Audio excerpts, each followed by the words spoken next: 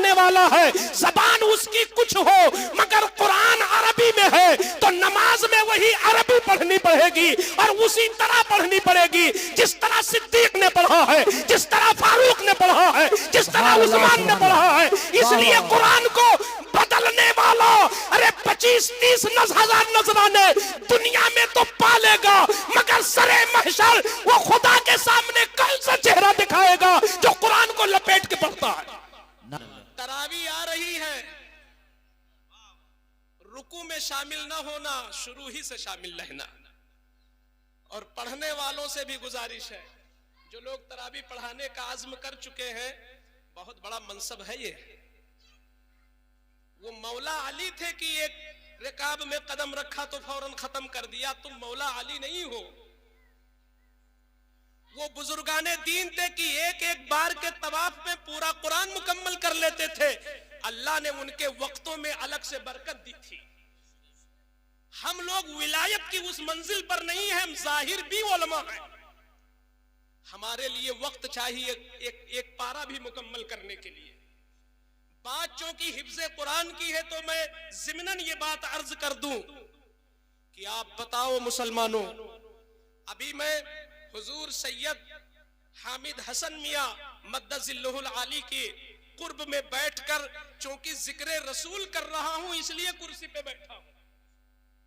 इसलिए नहीं बैठा हूं कि मैं मुअज़्ज़म व मुहतरम हूं माज़ल्लाह रब्बिल आलमीन, इसलिए कि शरा मुझे इजाजत देती है कि इस वक्त मैं शेर मोहम्मद बरकाती नहीं, मैं जाकिर रसूल हूं इस वक्त।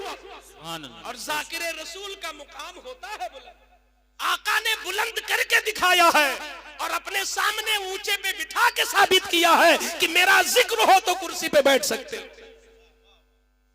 तो मैं जो बोल रहा हूं, अगर कल कारी शमशुद्दीन साहब हमारी बात को किसी और लहजे में जाके पेश कर दे, बात वही रहे, लहजा बदल दे।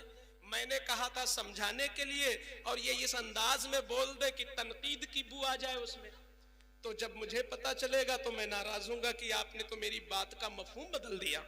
क्योंकि सिर्फ लहजे से, सिर्फ अंदाज से मफहूम बदल जाता है। तो जब हमारी बात ये मिनवान कहीं रखे और लहजा, अंदाज, उसलूब बदल दे जिससे माना में थोड़ा सा फर्क आ जाए, तो मुझ जैसा आदमी नाराज हो जाता है कि आपने मेरे कलाम का अंदाज क्यों बदल दिया। इस मिसाल से मैं समझाना ये चाहता हूं कि अगर मेरी बात ही ये बदल दे तो कारी ऐनुल हक साहब जो बानी इजलास है माशाल्लाह, अगर मेरी बात को ये बदल कल प्रेस में दे दे और वो मेरे खिलाफ जा रही हो तो मैं सब कुछ इन्हें कहूंगा और शहादत मांगूंगा, रिकॉर्ड मांगूंगा कि कहां मैंने ये बात कही है, जबकि हमारी कोई हैसियत नहीं। मैं इतना बफरूंगा अपनी, इतना गजबनाक कि मेरी बात क्यों बदल दिया। तो फिर जब हमा शुमा के कलाम को बदला नहीं जा सकता तो क्या अल्लाह के कलाम को बदला जा सकता है? खुदा कुछ कहे, बंदा मुसल्ले पे कुछ कहे, जिब्रील गारे हिरा में आके कुछ सुना गए और तुम मुसल्ले पे किसी और तरह पढ़ो, ये किसने राइट दिया? एक छोटी सी मिसाल, इदा जा नस्रुल्लाहि वल फतह, जब आएगी अल्लाह की जानिब से मदद और फतह, जब आएगी अल्लाह की जानिब से मदद और फतह, ये इसका माना है। लेकिन हम नस्रुल्लाह को सीन कर दे, नस्रुल्लाह सौद के बजाय सीन पढ़ दे तो नस्र का माना मदद और सीन कर दे तो माना होगा गिद्ध। अब मदद की जगह आ गया गिद्ध तो क्या तर्जुमा होगा? हम तो हिम्मत भी नहीं कर पाते कि ये तर्जुमा करें। इदा जा नस्रुल्लाह, जब आएगी अल्लाह की तरफ से मदद और हमने सीन पढ़ दिया तो हो गया गिद्ध। तो जब स्वाद और सीन के बाज मकाम में इतनी नजाकत है तो जो अलिफ काट के पढ़ दे, जो कलमा ही हज़फ कर दे और जो इतना गया गुजरा हो कि छोड़ ही दे कहीं पर, तो वो अल्लाह के यहां क्या मुंह दिखाएगा? अपने मुक्तदियों की वाहवाही के लिए खुदा के गजब को दावत मत दो।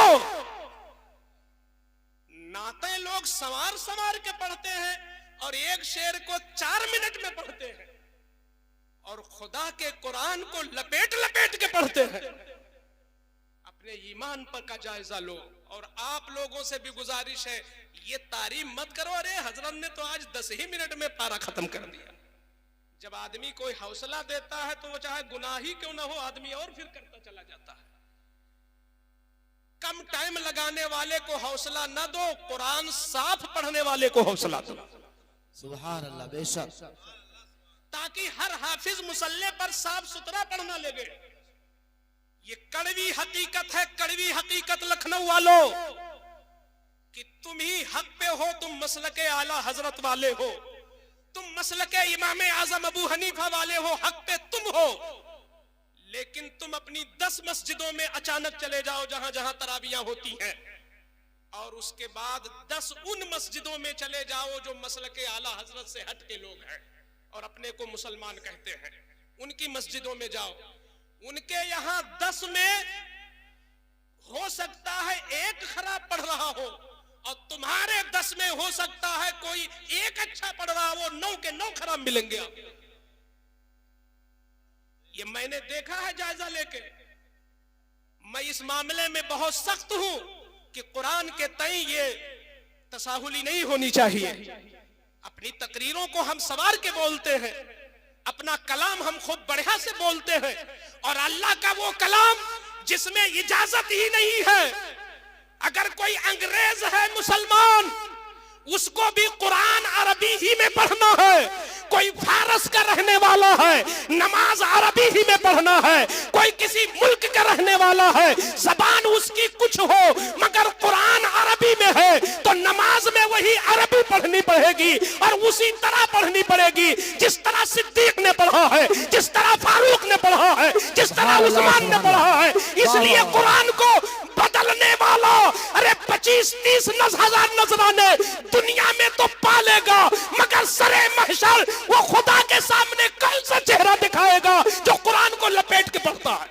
नारे तकबीर, नारे रिसालत, नारे रिसालत, मसलके आला हजरत मुफ्ती शेर मोहम्मद साहब क़िबला, नारे तकबीर।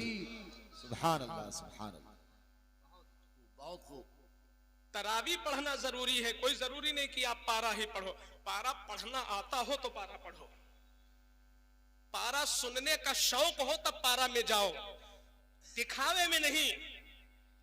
पूछी जाएगी तरावी, ये नहीं पूछा जाएगा कि कुरान सुना कि नहीं सुना। 20 रकात तरावी पूछी जाएगी, वो सुन्नत मुअक्कदा है। ये तो जिम्नन बात